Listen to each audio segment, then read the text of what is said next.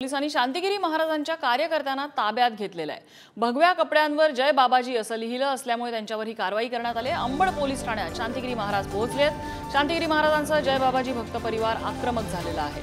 Police अधिकारी आणि कार्यकर्त्यांमध्ये त्यावेळी बाचाबाची झाल्याचंही दिसून आलं।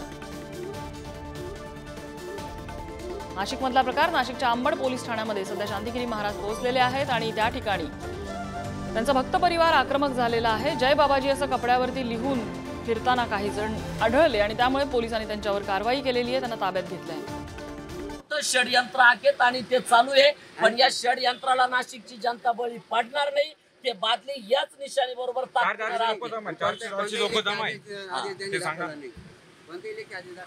कोणताही लेखी आदेश नाही, काही नाही, नुसतं कार्यकर्त्यांवर दबाव नाही। लोकशाही का हुकुमशाही ते शोधावं लागेल आता।